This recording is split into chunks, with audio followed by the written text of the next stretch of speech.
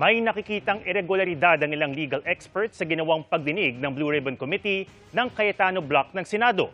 Posible rin daw sumabit ang mga dating sundaling humarap sa pagdinig sakaling habulin sila ng mga inakusahan nilang tumanggap ng mali-maletang pera. Nakatutok si Maki Pulido. The hearing is now called to order. Nang mag-Blue Ribbon Committee hearing kahapon ang paksyon ni Senator Alan Peter Cayetano, kahit sila napunang walang Senate Secretariat. Walang staff. Wala yata yung mga staff namin sa Blue Ribbon Committee. Si Cayetano tila nakiusap pa sa kanila. I agree, let's not put the burden on the employees, but now it's a matter of conscience. Dahil walang Senate Secretariat, si Cayetano ang nagpa-oath-taking sa mga dating Marines na imbitadong resource speaker. Do you swear or affirm to tell the truth, the whole truth, and nothing but the truth in these proceedings? Thank you. Wala ring nag-record sa kabuuan ng committee hearing. Ayoko kayong maipit, pero hindi man siguro kayo maipit by putting on live kung ano nangyayari dito. That's a matter of record. Dahil in aid of legislation o para makatulong sa pagsulat ng batas ang mga committee hearing, mahalaga ang committee hearing records. Hindi matutulungan yung pagsusulat ng batas kung walang record yung mga senador nung mga nagganap at nasabi. Kaya nga mukhang irregular yung nangyari kahapon. Para sa presidente ng Integrated Bar of the Philippines, ang kawalan umano ng Senate Secretary at stenographer, indikasyon ng irregularidad ng pagdinig. Merong irregularity doon sa proceeding yesterday.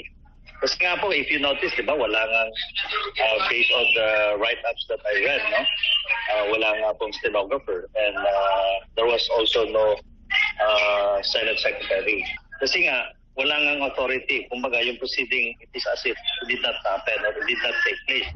Kaya sabi ni Senator Erwin Tulfo, ang Blue Ribbon Committee Chairman ng bagong mayorya na pinamumunuan ni Senator Win Gatchalian, walang saysay ang hearing. Kasi po, hindi naman po recorded po yun. Di ba, walang entry po sa Senate po namin na mga books. So, wala pong saysay, maski manumpa sila hanggang gusto nila, ibigay man nila sa ombudsman yon, ay hindi po tatanggapin yon. Sa hearing kahapon, mahabang listahan ng mga personalidad na idinawit ng mga dating miyembro ng Philippine Marines sa flood control scam. Kahit ilang mga senador na nasa hearing, may mga idinawit na personalidad. Kung hindi legal ang hearing, makakasuhan ba ang mga senador? Nasa Article 6, Section 11 ng Saligang Batas ang Speech and Debate Clause na sinasabing may proteksyon ng senador sa mga bibitawan niyang pahayag sa mga Senate session o committee hearing. Sa mas malawak na interpretasyon, may proteksyon pa rin daw ang senador basta't sa loob ng Senado ito ipinahayag. Pag tinignan kasi natin yung mga jurisprudence sa Estados Unidos kung saan kinuha natin yung speech or debate clause, malawak usually yung interpretation ng court doon.